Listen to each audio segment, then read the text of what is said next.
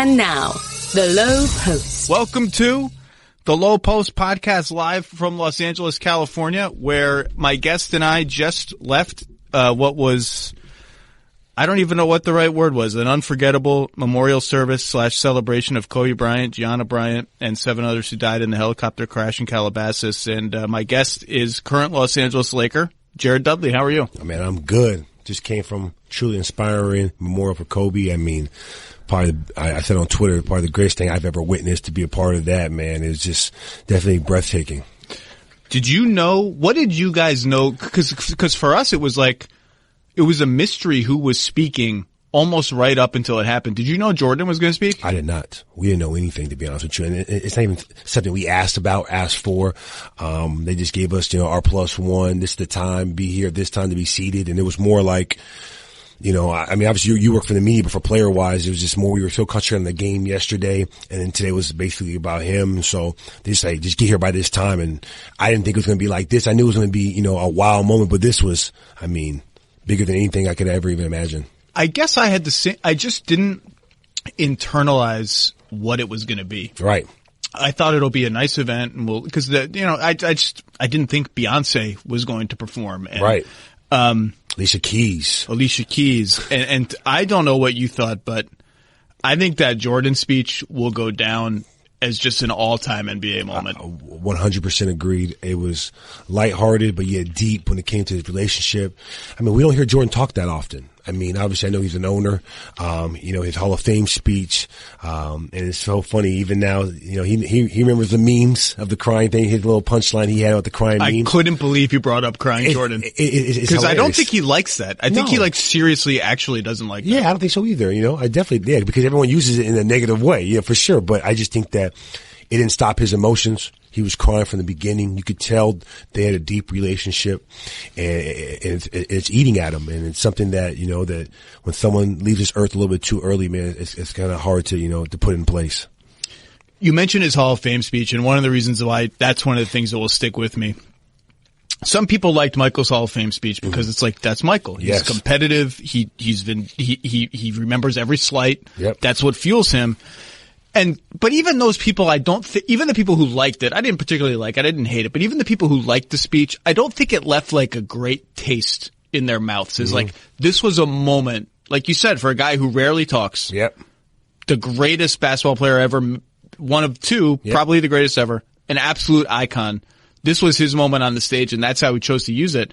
This was a completely different Michael Jordan, and I'm not going to say it makes up for that, because I don't think he had to make up for that, but it was just so interesting to see that side of him. Vulnerable, funny, and totally up to Michael Jordan speaking about Kobe Bryant at was essentially a funeral. I mean, that is a moment where that's so much NBA history. I mean, he's humanized in the sense that he has emotion.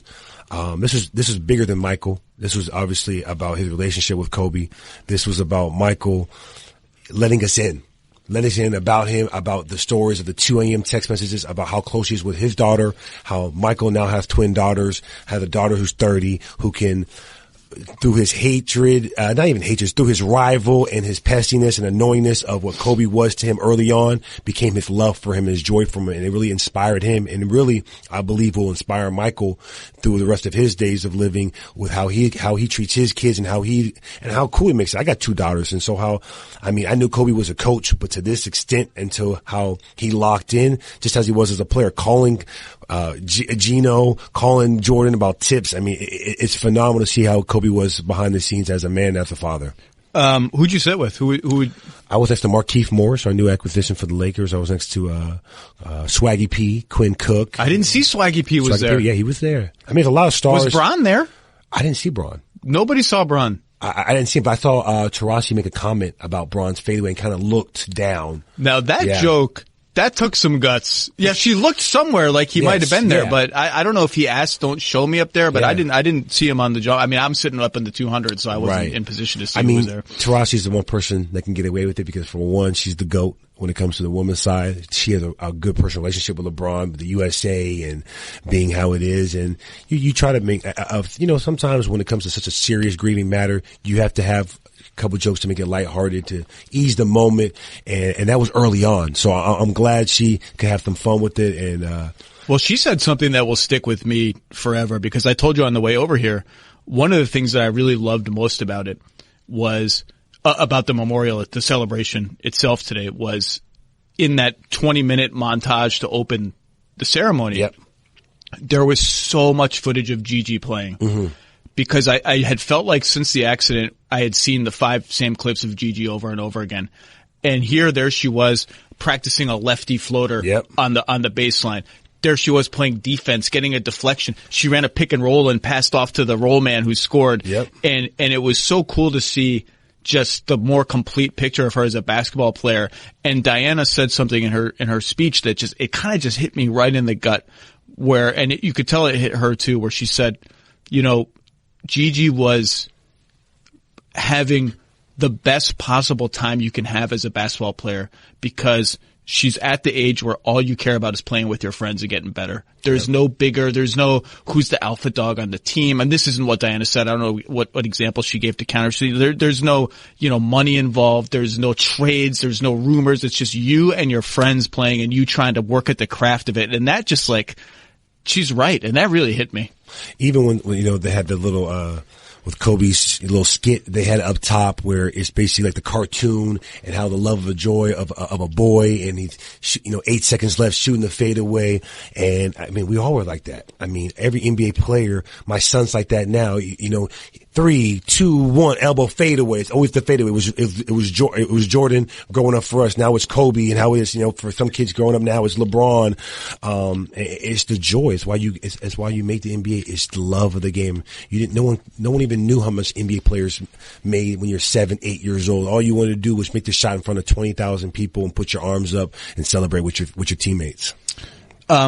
This may be a very dumb question, but I'm curious to know, ever since this happened, there's been this idea that now the Lakers are playing for something. You were already obviously playing for something. You're competitive people, you're playing to win, but there's a larger purpose behind your season now. Is that something you talk about as players, or is that just a media thing that we made up, or does it just sort of exist and unacknowledged? Like, we all know it. We don't have to sit here and talk about it. I mean, we're as an organization, a team, we talk about everything. Communication is crucial for us of how we want to do it. And so it's not like, oh, let's win this for Kobe. Yeah, I mean, obviously you want to win for Kobe. You want to win for Laker Nation. We want to win for us. Like, you don't come to the Lakers with LeBron and Anthony Davis not to win. No, we've talked about, obviously Frank Vogel, phenomenal coach, man. And you never know what to expect when you first come. And obviously him coming from Indiana and Orlando. I mean, his communication skills is the best, right there in par with Doc Rivers when it comes to just his speeches, his talking and kind of relaying it. And so, yeah, everything that's elephant in the room has been talked about Kobe and what our mission is and how. And so the goal's still the same. Yes. Is it added pressure? Yeah, you could say that. I was going to say, does it make it harder? I wouldn't say it makes it harder. No. I think winning a championship is hard enough. Right. I mean, Braun always talks about the process and how it's going to be the hardest 16 games you'll ever have to play to win. And so, no, but I mean, if anything, it's just more inspiration for you, more stuff you have to go to it. And so you hear the Kobe chant, we're on the road. I mean, for us now, every time we go on the road, we're going to see all these video tributes as we should. We're trying to mourn him. We're trying to go. And so it's probably more different now for these teams that we're playing against, because now they're dealing for the first time. To us, it's normal. I said this a month ago in this same chair. This is a before and after moment in sports history. Like, it's never going away. It's going to be a story that hovers over the NBA for the entire foreseeable future, let alone just this season. We're going to feel it all the time. And it's funny you say that, just what you said about the hardest 16 games. Yeah, as a player, that I just know from people telling me, the playoffs is a completely different animal, right? Totally different. So here's a story that brought up. I can't say who the player was, but let's just say in the last 2 years, sometime in the last 2 seasons, okay, a young player making his first playoff appearance. His team wins game 1 of a playoff series in the first round. Yeah. Good game. Good win. You're up 1-0. Everyone's happy. He goes to one of the coaches and says, I can't believe we have to do that 3 more times. Like, I'm so drained from the physicality, the crowd, and having to focus. Like I feel like we should have just won the championship based on just winning one game. Right. We have to win 3 more just to get out of the first round. I thought that this young player verbalizing that, I thought was very funny. Man, the intensity of a mental and physical edge on every possession, the crowd being into it, the adjustments of a 6-0 run feels like a 10 to 12 run compared to a regular season. Wow. Us winning game 1 versus Philadelphia, and the adjustments you have to make, the harder a team will play. I mean, it's something like you never can imagine. I remember going to the Western Conference Final to sweep the Spurs. I think in the second round we did when I was there with Steve Nash. I mean, Steve Nash broke down crying in the locker room for 1, getting over the hump, but 2, just like, to wanting to beat a team so bad. He cried after the Spurs series. I remember, ironically, in the very next round of the conference finals, you lose to the Lakers and Kobe in Game 6. Yep. I remember Steve weeping after that game because I think he could sense this was our last chance. Yeah, I agree. And he voiced that. He voiced that like you get all the way here and this is your opportunity. An air ball. Ron Artest gets it. You can see it probably, right? You can close your eyes and see that play. You could easily, like, no one's thinking he's going to air ball. Let's be honest. Like, Kobe, just by the way, for people who can't remember, Kobe made an air ball. Off the sideline out of bounds. Ron Artest heads up, smart play, goes, catches it, puts it in. Jay Richards hit a bank 3 to, I think, either tie the game or up by 1. And it was his box out. It was his box out. And so it's unfortunate because we know that, like, you win that game, you go back home for Game 6, which we, first 2 games, I mean, Game 3 and Game 4, beat them pretty easily. Yeah, you're up 3-2. Up 3-2. And now you're fighting for your life. You've taken a gut punch. And you're thinking in the future, Boston makes it. As a matter of fact, if people go back and look at the score, we were 2-0 versus Boston, regular season minded, and beat them by like double figures both times. So you could see what can happen, but that's why Kobe Bryant's one of the greatest of all time. So let's dive even more into that. A lot has been written about your flight home from Philadelphia when the accident happens. And more than that, I think you guys took a day and then you came back and had a team meeting where I think LeBron started, let's talk about Kobe. Let's just tell stories, right? It might have been 2 days. It might have been 2. I don't remember the exact. Honestly, the last month just feels like I'm living in some sort of bizarro movie. What do you remember of that? Well, first of all, what story did you tell, if any? And what 50 years from now, what are you going to remember from that team meeting? I didn't tell a story. It was opened up for anyone who wanted to tell something, and it was something that I think the organization wanted to do because, I mean, we've never been in this spot before.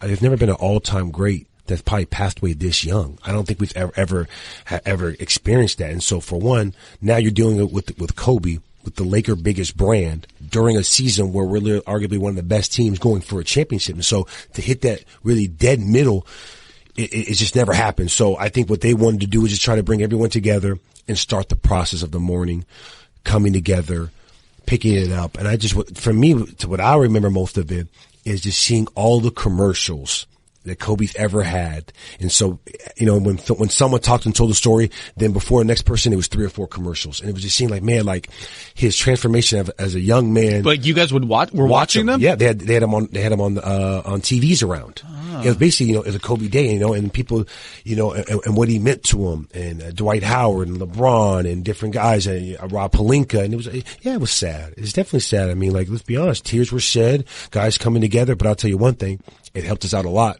And it helped us not move on, but to just get everything out. Sometimes when you talk and you talk and you sell and you talk about different things, it just gets it all on the line. But it's not even only the players.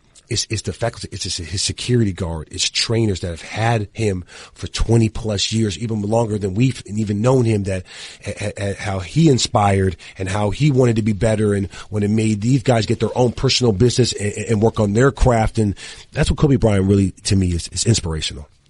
I didn't know you guys watched the commercials. Yeah. Any others, but from all of those stories, any that you'll remember, anyone that, you mentioned sort of the supporting cast that doesn't get the public limelight, any stories about him that you heard for the first time that were like, whoa? That's a good question, man. It's always a sensitive subject because some of these people's stories might not want to have been out there, but I just think his head trainer, Robert Lowe, was someone who's been big for me in my career when I've had him even with the Clippers and stuff working for him. And he basically just was telling different players of what Kobe told him about, if it was Anthony Davis and how he was a bad boy, or me, how I used to foul him a lot in Phoenix, and how, it was stuff that I didn't even know, and how he was, and about, about a parade, us getting a parade and what it means, and how Kobe's been on him. And for someone like that, where, no one knows who that guy is behind the scenes, and how he was with Kobe night and day, his China trips, Germany, everywhere he went. And for him, the stories that he told Kobe about every individual player on the team, and him express that to us, is kind of, we had a little bit more of a piece of Kobe in us after that speech than I ever had before. What did you guys know about what LeBron was going to say to the crowd in the first home game after it happened? When he has his speech prepared, and then he says, you know what, you all deserve better than this crap, and he puts the speech away and speaks from the heart. And it was a moment that I think, similar to Michael's speech today, I think a lot of fans looked at LeBron a little bit differently after that speech than they did before, or saw a side of it. So what did you guys know was going to happen? The only thing I knew Usher was going to sing the national anthem. I knew that it was going to be very emotional. About Boyz II Men singing. We knew I knew LeBron was going to do a speech. I didn't know, exactly what he was going to say. I don't think none of us did. There's one thing about LeBron, man. He speaks from the heart. He's a leader. He's a natural born leader, where he knows too much is given, too much is given. What's that Bible verse? Too much is expected, too much is given. There is something like that. Something like where, when I say that is, he knows a lot of the pressures on him in the sense of carrying the face of the league. Obviously, his rival with Kobe, a businessman, a father, a husband, and what he does. And he's the biggest role model you could have in professional sports. And so everyone's listening to every word he says, and they're going to break it down, critique. And the best thing he could do was speak from the heart. And so when he did that, I looked at him, and you're just hearing the words, and it's something that he feels pressure on him to have to fulfill, not just fulfill Kobe what he wanted, but fulfill, passing on the torch, helping the youth, living on to his legacy. And so, I didn't know exactly what he was going to say. I knew that they had about a 5-minute video they're going to do for Kobe. It was going to be emotional if you saw guys crying. And that's what that night was for. It's for to get it all out on the game, and not to move on, but to start the process. It sounds so stupid. It feels good to have some of those moments where you just have a little bit of a belly laugh or a holy kind of moment. And when LeBron threw the speech away, I was sitting at my house because I had just gone home the day before and just started laughing. I said, all right, let's go. This is going to be, and like when Diana Taurasi made the joke about LeBron's fadeaway today, it feels extra good to just sort of, and when Michael said, now that there's going to be a new crying Jordan, me and my wife, that's just like, it just felt extra good, man. To have that spirit going through your body for just a second, it felt extra good. For sure. Anytime you can, during a sad time, have some sort of laughter in someone's, especially when you're trying to celebrate someone's life. And as sad as we are, man, like Kobe put a lot of smiles on people's face forever.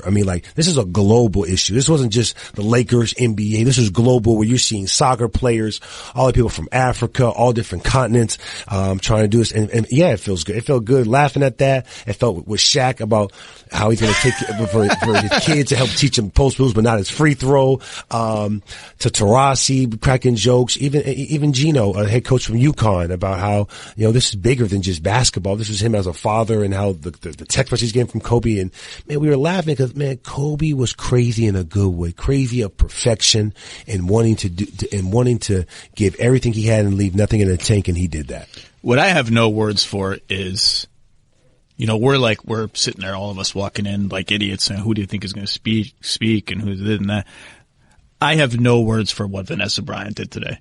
Phenomenal. None of us, we all like, oh, no, there's no way she's going to get up and speak. Just no way, whatever she wants to do.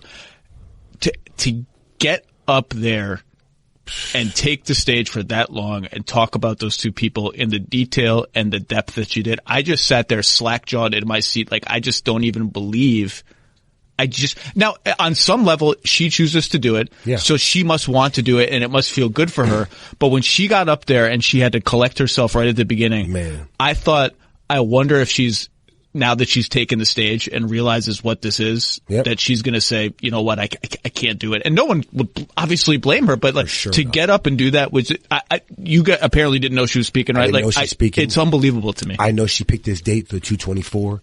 I knew that, I didn't know who all was going to speak. And when she went up there and you hear, obviously the crowd, the cheers going for her. I mean, imagine that, man. Your husband, your daughter. I mean, I had tears. And so I can only imagine the grief that she's feeling. And for her, I mean, it tells you how much courage that woman has. You can see why Kobe married her. You can see how she talked about the love of her daughter and the love of her husband, and to be able to make it through. Yeah, tears came out, but she wanted to lay it all out there and basically talk to them. She was talking to us, but it really was talking to them, how much she missed them and loved them, what they meant to her. And I never met her. You could just tell she's a phenomenal woman. She'll be in my prayers. And for her and her family, and she's family. I couldn't believe she got up, and I still kind of can't believe it. Me either.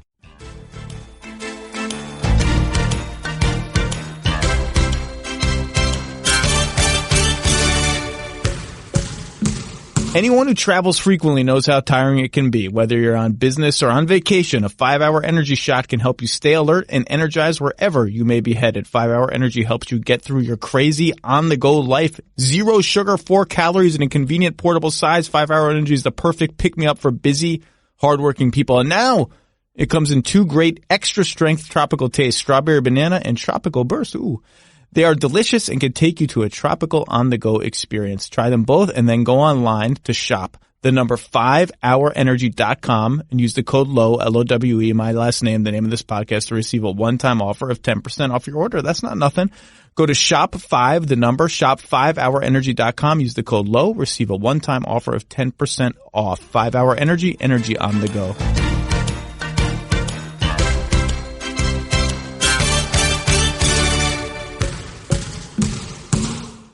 Let's do a little around the league stuff. Sticking with LA, there's this looming potential for Clippers-Lakers in the playoffs. The league needs that. Which, if it happened in the conference finals, would just be like an all-time, like a conference finals where you don't have to travel at all, and it's these 2 big city teams. You guys have played 3 times? Twice. We didn't play because I won after Kobe. Oh, that's right. Yeah, that was going to be the third one. That's right. So, and they've won both games. Both of them. Key players have missed each game. And it feels like, and personnel has changed. Trades have happened. Both Morai are now involved. Yes. Feels like you guys are sort of cautiously circling each other like boxers in the first couple rounds of a fight.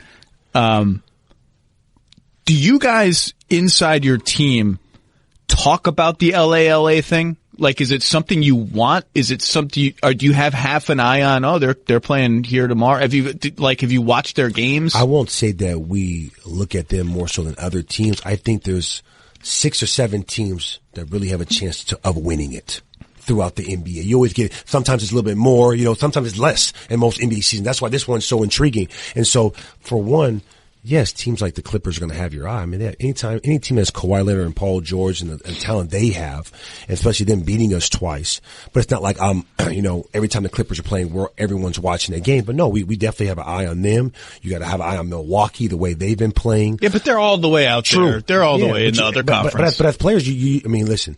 You don't think that our players are watching Giannis play and watching Ben Simmons and Joel Embiid or if you say this, the Nuggets. But yes, I mean, the league's ratings are down. You hear about that. And to get these ratings back up, it's competition, it's rivals. And what right now, besides Boston, as we just played yesterday, that game, probably the most intense game I've seen for us play this year was against the Celtics, is the Clippers. And so, yeah, I think they're number 2 right now in the West. So yeah, I mean, do we talk about it? No, we don't talk about it. But we just talk about our goals and what we want to do. But yeah, best believe we have an eye on the Clippers. Well, because the team's battled in free agency, obviously, too, and it's been ongoing. But so the Celtics game yesterday, which I was watching on the flight out here, and then finished up at my hotel, is connected to the Clippers thing in this sense. Some of these big wings are coming in here, in handing it to you guys a little bit. And it was Tatum yesterday with 41 points. Yeah. And Kawhi Kawhi gives everybody issues. And so the question on everyone's mind is, okay, so you've tried KCP, doesn't seem to be big enough. Kuzma gets a shot here or there. AD ends up being your best option on those guys down the stretch of some games. Everyone's sort of waiting, like, does LeBron have another gear in reserve for a playoff series to take that assignment? Internally, what's the view of that issue? Is it an issue, or are we making a mountain out of a molehill? What's the answer going to be? I would say, I'm not going to say it's an issue. I'm saying someone of Tatum's stature. Tatum just gave it to Kawhi. Tatum is. Let's just be honest. Tatum's on another level. Dame gave us 50. I mean, so the way you play defense in the NBA, stars are going to go off. And so for us as you saw, I mean, quiet as kept, no one's really talking about it. You saw LeBron guard Tatum in that fourth quarter towards the end. They put him on at the end. That's right. He did. So you don't think on crunch time in the playoffs, when we need to get stops in that fourth quarter, it would be foolish of us to put LeBron on the best offensive player every single time. No, you can't. When he played, people who are asking, it's ridiculous. That's for one. So no, it's not. But that's what I'm saying. I wonder, does he have? I don't wonder. You don't wonder. I don't wonder. Does he have a fourth quarter of it? LeBron, does he have a whole 12-minute fourth quarter? For sure. Okay. LeBron is the most well-conditioned athlete in the NBA. I've seen him and the way he takes care of his body. And when everything needs to be done.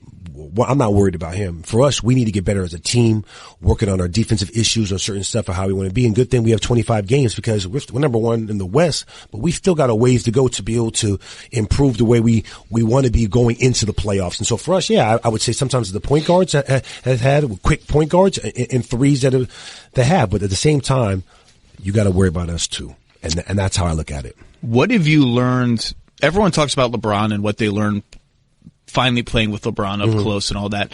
I'm curious, what have you learned about Anthony Davis watching him up close every day that you didn't know? His desire to win. And the reason why I say that, I've been in this league, I see a lot of these players here get 20 and 10, 25 and 13. When they're losing, they're making all-stars, they're okay. When AD has, I remember it was one of the games, I think he had like 13 and 13 and we won and he was happy. And I've been on many teams with all-star players that aren't happy if they don't get their numbers and win. And if they get their numbers and they lose, they're mad, but not really. And so for him, his desire to win, if it's in the weight room, getting up early in the morning, which I think LeBron's had a huge influence on that. If it's getting his shots and doing everything he can, challenging players, myself, Avery Bradley, defensively, LeBron at times, offensively, wanting to do whatever he can. If it's taking a backseat to LeBron at certain times, if it's getting to the free throw line when it's needed to dominate the game, his desire to win, I didn't know he had to this extent. And I think a lot of people, I think he answered that question when he wanted to get out of New Orleans because he wanted to win. It's funny that I just wrote a big profile on Bam Adebayo. Yeah. And he has that thing you're talking about. Yep. Look, every player likes their numbers, right? Every player wants to, if your choice is to score 20 and win or 0 and win, you want 20. Like that, sure. Everyone's wired that way. But one of his high school coaches told me, I may be conflating two games, I don't have my notes in front of me. The happiest he ever saw Bam was in a game, they were playing Jason Tatum's team. So maybe an AAU, I can't remember exactly. And the other team just took Bam out of the game. Bam had 7 points. But down the stretch, the coach asked him, I need you to guard Tatum for the rest of the game. And he shut Tatum down. 7 points, some paltry number of rebounds, and they win. And the coach was like, Bam was the happiest guy in the whole locker room. And I knew after that game, like, this kid gets it because he didn't care that he scored 7 points. He didn't care that other people were outshining him. He was like super excited to guard Jason Tatum and win. I don't know Bam, but by the way he plays the game, you could tell that. He makes the right play every time. He doesn't force it. Defensively, he wants to guard. Yes, you credit a little bit of the Miami culture because that's what you've seen what they've done, but you could just tell the way he carries himself as a young individual. He plays every possession like it's his last. He plays hard every time. And you see his assist numbers are up. So when your assist numbers are up, like Jokic, that means you care about your teammates. LeBron James, these guys that have high assist numbers. And sometimes it's the hockey assist. It's, he gets the ball for pick and roll. He swings it to the corner swings to the wing, hits the three, hit hands up. He's ready. Next possession, locking up. And so when you tell me that story, it's easy for a player like that. I can see.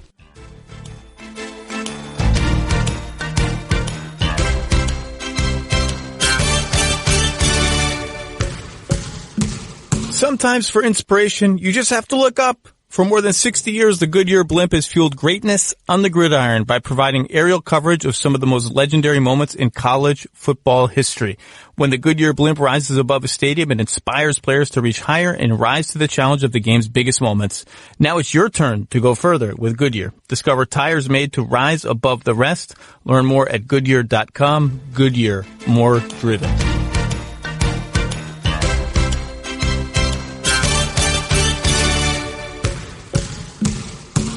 So let's bounce around the league with Jared Dudley, because one of the things that people like about you is that you're willing to actually say what you think. For sure. The hockey assist brings to mind a weirdly like hot button topic in the NBA this year has been how good is Trae Young really? Mm-hmm. And some of the criticisms of him it's criticism like I think he's on the verge of being like wildly underrated as a passer. I think he's a great passer. Me too. But some of the criticisms you hear is he only passes when he knows he's going to get an assist. The hockey assist thing is not in his game. And I think part of that reason he gets that is that's like a byproduct of the Steph Curry comparison, because Steph was so selfless and smart about, I'm going to use my shooting to get other people open, and I'm going to give up the ball and go set screens, and all my teammates are going to pop. And like Trae hasn't really done that, but like not a lot of people have ever done that, like what Steph does. So I don't know if it's fair to look at Steph and say, well, why doesn't Trae play that way? It's not fair because I'm going to say, for one, it's his second year. Okay. So let's get that in perspective. His assist numbers, I mean, obviously are great, but his turnovers is one of the worst in the league. Yeah, too high. And the reason why is because every time we go into a game against Atlanta, we want to take him away. Anyone except for him. Let's double on pick and rolls, high hands, get deflections. He's undersized. And at that time when we were playing him, there's no John Collins. So they had no four when you throw it to be able to make plays. So a lot of times he's throwing to the four, then coming back on it. So I would say half his turnovers are for fatigue. Another half is we're basically saying anyone except for you, because we don't believe that the other your supporting cast. Go ahead, Cam Reddish. For sure. Go ahead, Cam Reddish. And so, and not even just Cam, you have the Hunter kid who's young. They now added Dedmon. It was Alex Lynn. It's the players that you need to be able to beat us on a consistent basis. Only way you could do that is if Trae Young is having 35 plus, hitting 7-8 threes and doing that, which he's capable of. I think that Atlanta's going to get better. The reason why they're worse this year is they got a little bit more talented, but they lost the veterans. They said, hey, we're going to go with, we got these 3 first round draft picks. We're going to make our trades. And because of that, you're better in the long term, but you're worse in the short term. Once they put the right personnel, a la Draymond Green, give him a Draymond Green on that team, on those pick and rolls, Draymond would make guys like Cam Reddish and Hunter better, because now he's a decision maker when they trap him. So I think it's a little unfair. I'm a big Trae Young fan. I do see Steph Curry in him, but they're going to have to start putting, which they will in the next couple of years, the right pieces around him. What do you think of Houston going all in on we're not playing any big men? I think it's big for the NBA, for the big man, to beat them, to keep the big man alive. Interesting. And the reason why, if they're successful in what they do, it's a copycat league and there'll be more teams doing that. I think they're the one rare team that can, because they have 2 of the top 10 guards in the league that are some of the best one-on-one players.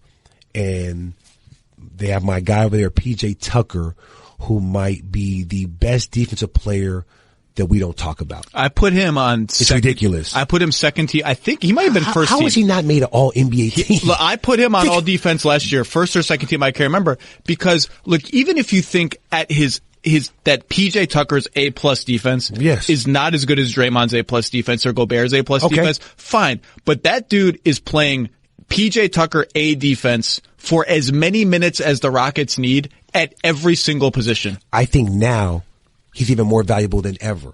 He literally should get a raise of what he's doing. He's now the center. He guarded AD when we have to play. So before he has to guard Braun, they switch all ball screen. He's guarding Gobert. I've had to guard Gobert when we've gone small ball. Gobert usually kills undersized 5 because he gets the rebounds, the seal position. He lets Mitchell drive in because he gets the duck ins. They have no problem with Utah when they play. It's because of PJ Tucker. I know it's obviously Russ playing at a high level. So it's important for us and other teams to have to be able to, for the big men to stay alive and to be prominent, because they're already devaluing the big man that is having to beat Houston. It's interesting because they haven't been hurt by post players. They beat you guys. Yeah. And Boston had small guys on AD most of yesterday. Yep. And AD AD's best offense in that game was missing an offensive rebounding his own shot. Like the first post-up shot, the jump hooks, the floaters just weren't going in, and Boston's teams are going to live with that. Like he's either going to have to make a lot of those, or you guys are going to have to find other ways, like offensive rebounding. And you know what? And that's good that we're going through it now, because there's many different ways. Because a lot of those teams, they switch ball screens. So maybe it's AD at the elbow. Maybe it's him setting screens and sealing. And he's going to have to work on his variety of ways of how to score against these small ball. And a lot of it is when he's going to be at the 5. And so, listen, that's a good problem for us to be able to deal with, because at the end of the day, AD is elite scoring on the block, elbow, and at the 3-point shots. He's hit 2 big threes versus Boston, which I thought was one of the big reasons why we won. Because once he hit those 2 threes, they left LeBron one-on-one with Jaylen Brown. He had some big buckets in that fourth quarter.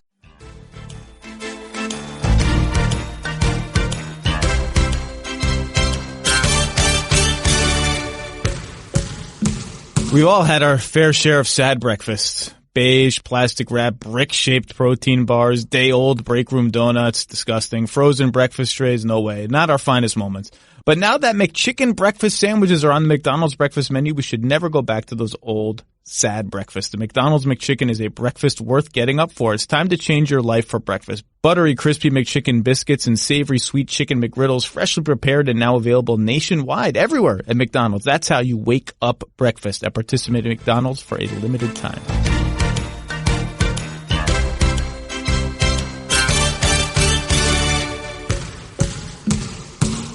Bouncing around the league with Jared Dudley. Who's a player that you've never played with that you would dream of playing with? Like one guy that's like, man, I can't believe I've never played with him. I got to play with him. It's not, I can't believe, but if you look at the league right now, I would love to play with Luka Doncic. Okay. Luka is going to get star players to play with him.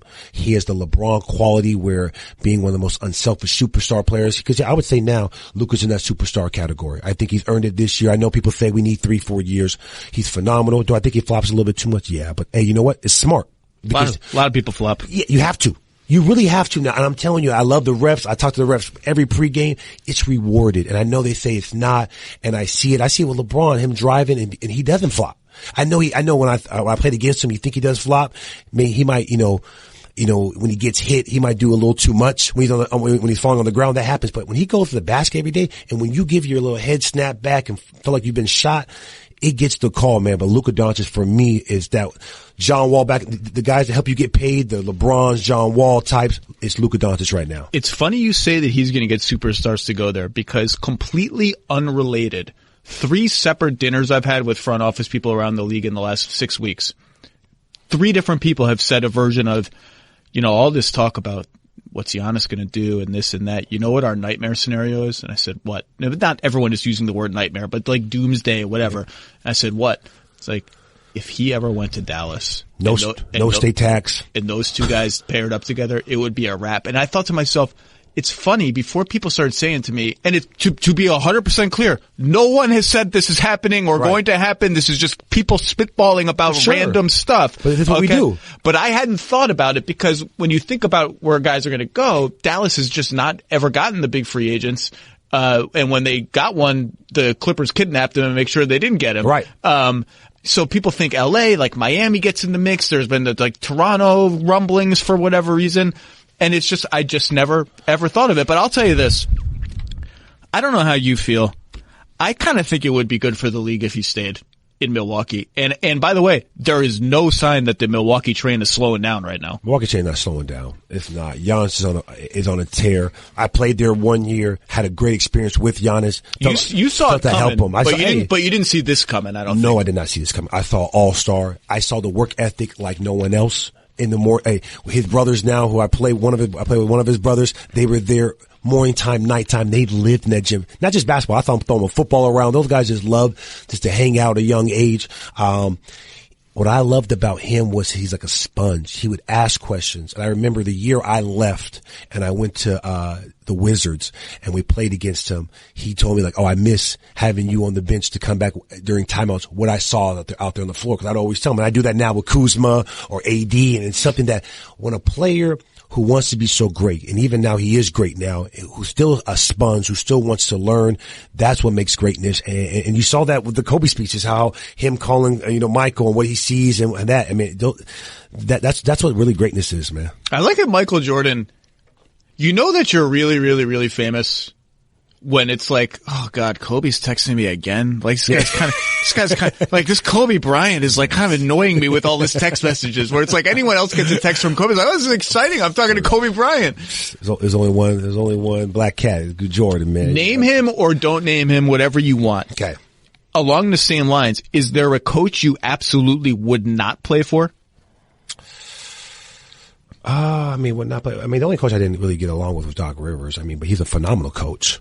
Doc Rivers had the best pregame speeches I've had. He make you run through them all. And mine was more just not on the floors, is more business basketball. And I've talked about that. Yeah, that you've talked about that a lot. Sure, but no, there's no coaches I wouldn't. I think that when you think of the top coaches in the league, you think of, you obviously Pop, you think of, Spo, Brad Stevens is in that mix. You think of, but I'm just saying, like, when you hear stories about, like, the Beeline era in Cleveland is over. Yeah. When you hear and there are other coaches you hear stories about, like, the practices are long, the shoot-arounds are long, everything, like that. Van Gundy's was like that. That wouldn't turn you off? Like, that turn you off. I think the one now is, it was before was, Miami was the military, how it is. And so, they had Wade and Braun that went through that era and now they're back because they've drafted phenomenal, but they run it like a military and they run it their way. It's been successful, but through chatter around the NBA, it turns off a lot of players. Well, it's not, Miami knows that they're not for everybody. For sure. And they're fine with that. Exactly. Hey, and I'm not saying there's anything wrong with it. They've been successful. Pat Riley's one of the best to ever do it. I'm just saying around with the league, what players talk about. Have you reconciled is strong. What is the current state of your relationship with Ben Simmons? To refresh people's memory, I think you said something that Ben Simmons didn't like about, well, you don't have to guard him so much in the half court. I was saying that he was average in half court, where he was elite in transition, which is still, I'm not gonna say it's still true. Obviously Ben Simmons has picked it up. He's gotten better. I think that if ever a time where him and Joel Embiid are not teammates and they put the right pieces around him, we played him without Joel Embiid and he looked superstar-esque. His team, his thing, no one clogging the paint, him having that. But no, our relationship was never bad. At summertime when LeBron was having a Space Jam filming at 6 a.m., we had workouts. Ben Simmons came up to me and dapped me up and said, "Man, what's good? How you been? Everything's good." Wait, are you in Space Jam? I am not in Space Jam, okay. But I was there at 6 a.m. working out. Because LeBron's schedule was... His schedule, and he had the pickup games were phenomenal, and I played against Ben, was guarding him in there, and then even when I checked into the game at Philly, they booed you. They booed me. I love some good fans. I love when they booed Santa. Cleveland fans are going to boo Kelly Olynyk forever because of the Kevin Love shoulder separation from 5 playoffs ago. Wizards fans boo Kelly Olynyk because remember him and Oubre went at it. Were you on that team? I was not. That's I was after. not by the time. I remember seeing that though. I remember seeing that. I love when these little rivalries that only the diehards really remember, really take hold. Cause you faced Ben in the playoffs last year and it was a thing then too. Huge thing. And that's why I tell you the intensity is different. People are going to act different, are going to play different, especially when you're the underdog. We had no real chance versus Philly. We won game 1. Their team was better, had more talented, more stars, but you have to play with a certain chip. And so I'm trying to help these young guys, Jared Allen, D'Angelo Russell, the intensity of a play. This is not regular season, how it has to be to be able to beat a team, especially a team that is the odds of them winning are greatly exceed yours. So no, all love to Ben Simmons. He's playing phenomenal this year and stuff that he knows he has to improve certain things. I'll tell you what.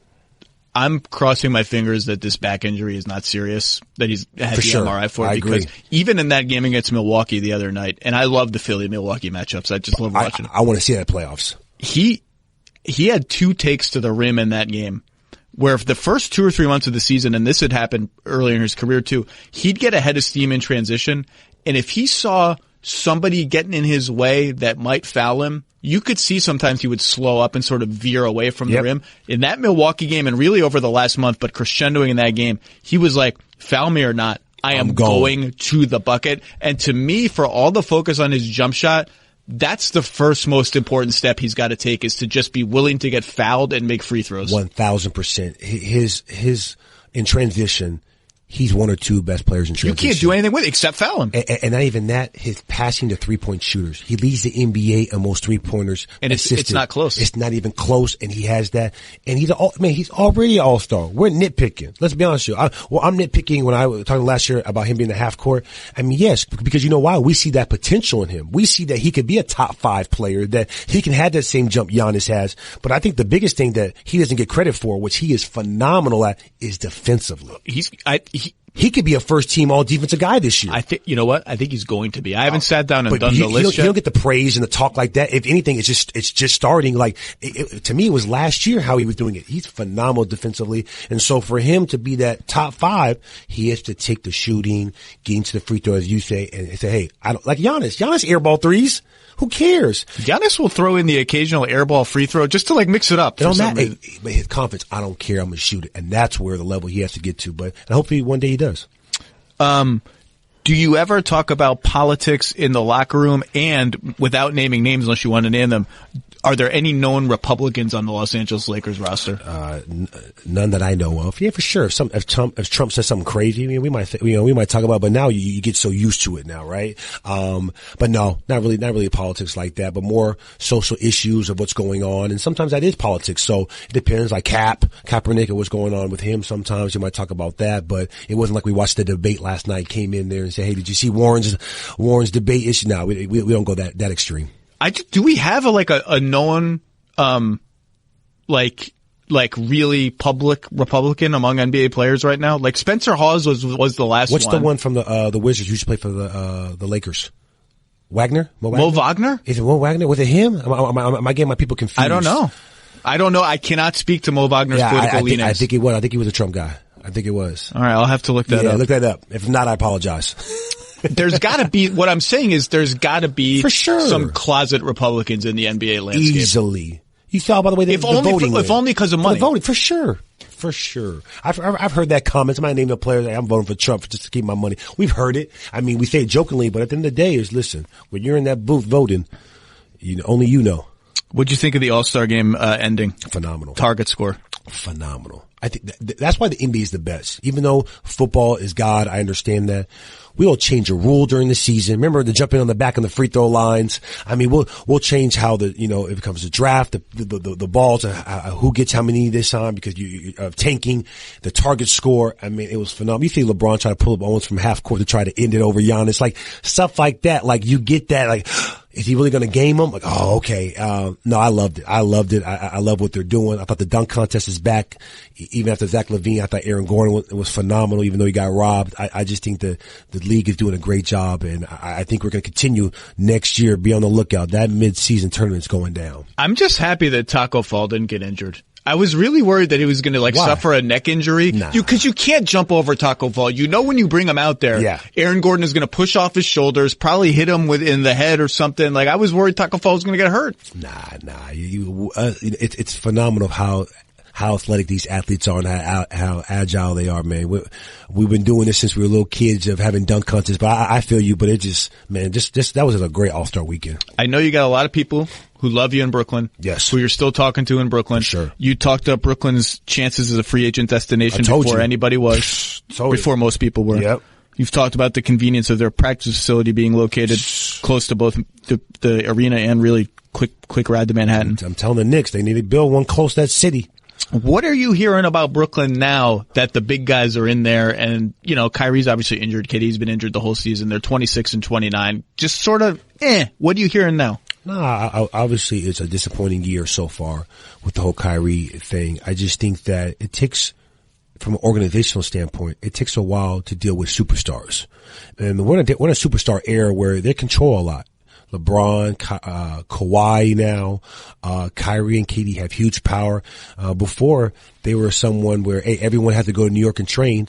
Because of them, they were in LA this summer training, trying to make it more pleasing to them.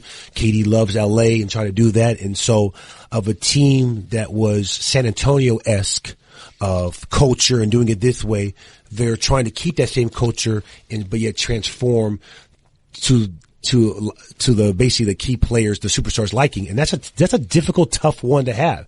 Miami says it's either our way or the highway. Other people, Clippers, Lakers, they might say, hey, you know what? We're going to go to our stars. every team situation is different. And I think they had some rocky moments early. I think it's gotten better of late. I think that they all knew this was a gap year. And I think, Kyrie is an interesting person where you're trying to figure him out. He loves basketball. He's talented. That he leads in a different way, and he's got to figure that out, because if not, man, it's going to really hurt Brooklyn's chances. Next year is the defining season of Kyrie Irving's career, because 1,000%. I think the book was long closed on whether he can be the best player on a championship team. That's over. He can't be. Now the book that is now like 3 years in is his teams don't get any worse when he doesn't play. Now, maybe their ceiling is lower. They don't get appreciably better, whatever, but they're not losing steam without him. And next year Durant comes back, and the Durant we remember pre-Achilles is just maybe the best player in the whole NBA. Like, he's the number one guy on that team, and it's not close. But the story of Kevin Durant's career is this sort of unique place he has in history of being the number one guy, but not having the ball the most because there's another star point guard. Yep. And we're right. And that can work. That has worked. It's fine. But that point guard has to navigate life of, I'm the point guard, I have the ball a lot, but I'm not the number one guy. And that's going to be, Kyrie has done that with LeBron. But that what made it so unique with LeBron. LeBron is the most unselfish one. So he's giving you the rock to be able to do it. LeBron's duty was just to get everyone else going. Hey, let me get Kevin Love going. Let me get JR a three. Let me get Shumpert. Let me get Tristan Thompson a dunk. And so Kyrie just had to worry about scoring. But now when you get with Kevin, that's why it's so fascinating. No one knows. It's like when it was like the Russ versus Harden. At least them two, hey, they're good one-on-one players. Go make it happen. Kevin Durant needs the ball. Yes, he can play passing. Kyrie needs the ball. So how are they going to coexist? Their personalities off the court dealing with media. And yet, the good thing with them, and that's why they picked them over the Knicks and other teams, is they have talent around. Cares. Spencer might be the most underrated player in the NBA. He is an all-star caliber player, big, athletic. Joe Harris, one of the best shooters. Jared Allen young. They have DeAndre Jordan. They've got draft picks to be able to trade. So everything is there, but it's fascinating. Yes, Kyrie's shown big shot taker, top 5 potential talent easily. That's what we want to see, and that's why I'm so sad, obviously, with the Achilles injury and stuff like that. And you're right, that'll be the biggest year of his career. But let's be honest, man, that man has nothing to prove. He's won one, but for him to get back to where we know Kyrie can next year is definitely the mark. So Brooklyn is famous for its medical team, for sure, and they're all over. They're measuring everything. Mm-hmm. They got you. They know what's good for you, what's bad for you. So 2 questions. Number 1, how do they tread the line of being helpful without being invasive to your privacy? And number 2, what's one thing you learned about yourself and your body from them that you didn't know before? So let's first go about this. Most star players have their own medical people. So Kevin Durant has his own medical people, right? And so, I'm not sure about Kyrie. I know KD, but I would probably say that, Kyrie probably brought someone in also. So when it comes to them, their medical staff is, it's made up of so many people. A couple people from Australia, Toronto. They had Lance Armstrong, the guy who basically did the schedule for his biking and what he needed to rest, how much to drink. He's one of the head of their operations. So it's such a technical when it comes to the data and knowing the body. And when you run practice, hey, your number is 500. 900 might be too high. If you're not playing, you need to get at least 500 in practice. Everything is to the T in the data, and it's phenomenal how it is. And so what I learned about my body, they test every Monday your hamstrings, your quads, your back, to your strength in your arms. And so each day they can tell by each month when you're getting tired. What are the reasons? Are you losing weight? Are you gaining weight? Where's your muscle mass? How you had? And so I remember for mine, my hamstring muscles were low. I was playing too many more minutes than I was accustomed to. I was starting probably around 27 minutes at this time, and my hamstring numbers were low. And it was something that was. So how are they measuring the strength? Are you doing some weight exercises? Yeah, it's a weight exercise. So basically, it's a machine, and it's out there. I forget the name of it. I wish I had. Someone told me the name. I know, right? And so basically, I'm laying on my back, and I'm basically pressing my Achilles into this machine, so it kind of goes to your hamstring of basically the strength. And it was low, and after basically a week later, I popped my hamstring. Really? I missed 17, 18 games. Joe So they Harris saw it. We saw it coming, but it's not like, even though you see it coming, we're trying to do everything to minimize injuries. I'm playing high minutes. It's definitely no one's fault. It's how it was. And the recovery process for me to get back, how extensive it was from week 1, week 2. You have to pass this to get to this one. It took me an extra probably 2 weeks with them than on a normal team. And ever since then, I've had no hamstring problems. I think it's definitely medical cultures like that can be hard for coaches because coaches need to win the game in front of them. For sure. And definitely some players have been like, I kind of just want to play. Man, the medical people might be the second most powerful people in the NBA when it comes to behind GMs and the president. Depending on the team. Depending on the team. Hey, they're telling you how practice will go. How much, when it comes to that medical staff, they're telling you of what they have to do by what Kevin Durant, Kyrie played the night before. Or, hey, they gotta sleep in. Oh yeah, you gotta take that drill out. Man, if you ever get a coach's, behind the scenes off the record, they'll tell you how it is. And so we live in a different age of back-to-backs and minutes played and we come in there and there's certain electrolytes we have to take and be able to stay ready. Man, medical staff have huge power. Joe Harris once told me, I'm Googling it now because he said it was part of an interview. I love Joe. He said, he's about to get paid also. He's already gotten paid pretty well, but yeah, Joe Harris is a good player. That's why it was disheartening, and I'm choosing to hope that it was an accident that Kyrie left Joe Harris out of we need more pieces on this team. He's tripping. Joe Harris is a major piece. Every team needs if you're a ball dominant player, you want a Joe Harris on your team. He's the modernized JJ Redick. He can come off screens, he can finish, and he can shoot the three. He once told me that the Nets medical staff was tracking the color of his piss, and I said, "Oh, that's a joke, right?" He said, "Oh, no, that's a real thing they're doing." Yep. Which is not that scientific, but I just, then I wanted to know the mechanics of it. Is there a cup? Who's transferring the cup? What's the chain of custody of the cup? 2 more quick ones and I'll let you go. Yep.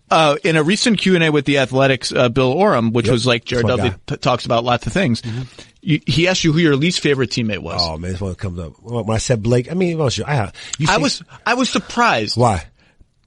A couple reasons. Number one, I didn't think it was that bad. And number 2, Blake strikes me as not a bad teammate. Like he works hard. He cares. His personality, I think, can be sometimes a little aloof, teammates say. But I thought it was going to be someone who was lazy or didn't care about defense or didn't care about winning or so. And Blake doesn't strike me as any of those things. I'm not here to talk bad about Blake Griffin. Not a bad teammate. For one, if anyone knows me, and you could talk of, I played on 7 teams now or something like that. A lot of teams. I get along with everybody.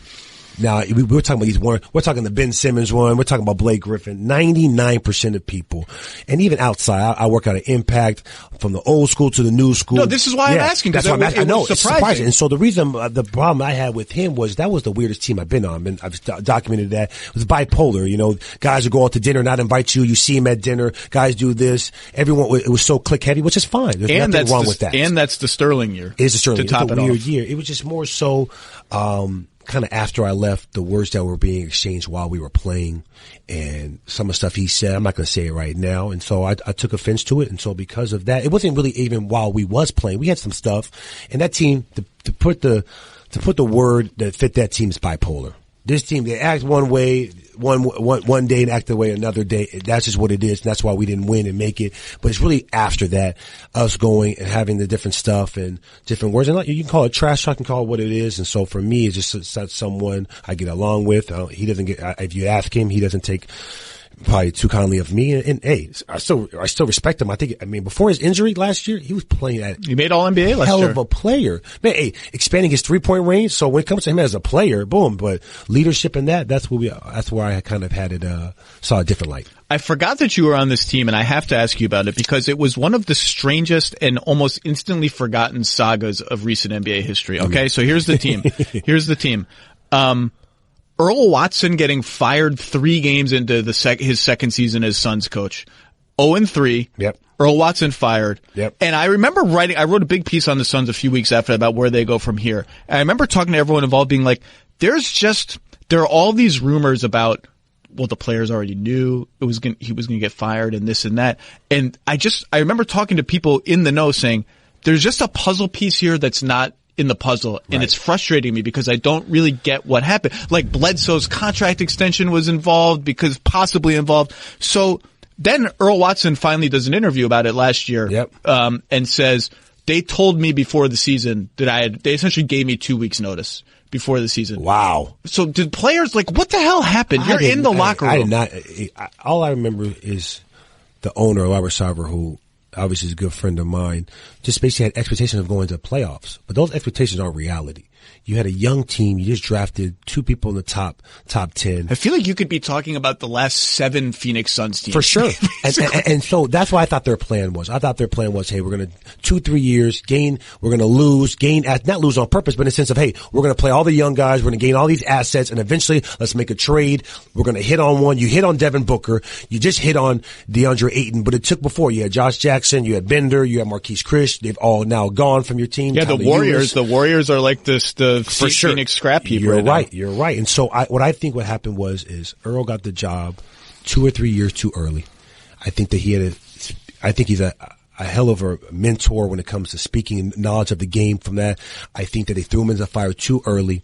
And I think that I want to be a head coach one day, or possibly a GM. And it's something that you need experience. And Jason Kidd would tell you that, him getting his first job. And it takes a while. You need 4 or 5 years. So a lot of stuff that he did wrong with, dealing with young players, dealing with organization wise and the communication level. And I think that he was frustrated knowing that he could potentially be fired. So in a way, at the end, he's going to do it his way. And I think some of the word choices he used about the organization, he would kind of take back. And I think that if he had to do it all over again, he probably would have done it his way.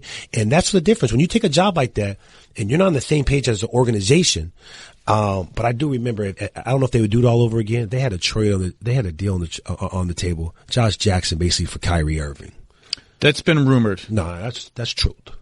Oh, speaking of, I think we deaded that. I think that, if I'm not mistaken, that's the Suns deading that trade. And I say that now. This was Kyrie pre-Boston, and we weren't in the whole, if you want to say, winning mode. But you put him on that team, and that's what this is about. This is about getting these young stars to play. This is what's going to happen. It's very rare you draft a la the Warriors. These stars are coming together whether you like it or not. And so the USA is basically the free agency pool of the talking, and you better have it. And that's why Phoenix is so perfect, because NBA players love I got my homies in Phoenix. It's a sleeping giant. It ain't sleeping. They know about it. Look, if they don't let them start getting good, they'll get free agents because people want to play with Booker. I'll tell you that. By the way, so you spoke with certainty before about the midseason tournament. You're on the Players Union, right? I am not on the Players Union. I thought you were. I am a co-captain of the I'm not. Michelle Roberts. I'm heavily involved of speaking out and how it is, and we need to get this thing. The NBA, when I talk about the thing, is basically the revenue getting up. We need the best. We need more stars playing against these guys. You obviously hear load management.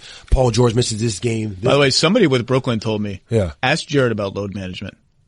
I don't know why they told me that. Right. I didn't follow up. Do you have strong load management opinions? Yeah, I mean, from one, it's a business, and so I understand you have to, but we can't load management when superstars are playing superstars. This is how it should be. This is how we owe it to it. We're trying to build the revenue for more salaries for the league, and we have 82 games. People want to see LeBron versus Kawhi. They want to see Ben Simmons versus Giannis, Celtics versus Boston. I mean, man, that's what it's about. And so when these guys taking off, I understand the goal is a championship. Yes, it is. But hey, low man's against another team. Okay, last one. We were talking before we started here. I didn't realize you played New Orleans. I know you're playing them tomorrow. You play them again next week, or this coming Sunday, actually. Yep, back twice this week. You will have some say and you play Memphis in between. Yep, already played Memphis already once too. And you have that's right. So you have some say in who your first round opponent is. Do you care? And we're going to get your first impressions of Zion pretty damn soon. I'm excited to see Zion. I think that, he's had the most hype since LeBron. I think that every time he plays, ratings, man, the NBA put him opening night and Christmas. So it tells you what the NBA thinks about him. Man, he played 7-8 games, put him in the rookie game. We need Zion as a league. And so I'm bigger than just, obviously, when I look at stuff, I look at the grand scheme of the NBA. But when it comes to that 8 seed, Zion and Brandon Ingram, Drew Holiday. You know what the league is rooting for? Probably Zion. Yeah, for sure. It's because star power. Anthony Davis versus Anthony Davis' old team. I agree. But how about this though? I mean, is anyone playing better than Damian Lillard right now? Like, I know he just got hurt. Yeah, he's hurt now. So the NBA wants Damian Lillard in the playoffs, and then John Morant. I know Zion gets the love. John Morant's a bad young boy. Oh, boy. Listen here. In Memphis, and I know they traded away their vets. When it comes to Jaren Jackson can play, they just have a good culture set. You can just tell that they're well coached over there. So it's not really one that you are looking for, because obviously if you play your game, you think you can beat any of those teams. I would say you always want to play the youngest team. I mean, people with the least experience, so I don't know what team that would be, because obviously I remember when I was a young kid and the mistakes I made my first two. But I can tell you who it would be. Memphis. Memphis is the youngest team? Yeah. I mean, hey, we play them again at Memphis. But, hey, man, listen. When it comes to that playoffs, and they'll see if it's Memphis, if it's Portland, or if it's New Orleans, man. We're gonna have our hands full, but listen, one step at a time. We know what the goal is, and hopefully we can get there. I mean, hope we can speed this up and get there right away. Well, you got a shot, and that's all you can ask for. This is a team. When I had Danny Green on my podcast a couple of months ago, whatever that was, we talked about how, Danny's been on championship teams. And he knows. You know when you have a really good team who maybe can figure it out, and then you know when you're on a team that's like, all right, we got a shot. Right. This is a team that has a shot. No doubt about it. 2 of the top 5 best players. 4 or 5 guys have been all defensive teams, all-stars. And when I look at this team, there's no ego, especially on the bench. Everyone knows their role, what they have to do, but we have to get better. We have to start putting some stuff again defensively, offensively, be able to have creativity, moving the ball side to side and not just getting stuck at one thing. And then a belief. We all believe it, and now it's got to go out there and do it. So we'll see April 13th when we get started. That's it. All right, Jared Dudley, thank you for your thoughts. Thanks for coming on, and I will see you tomorrow for Zion, baby. Hey, we'll do another one in August. There you go. Appreciate it.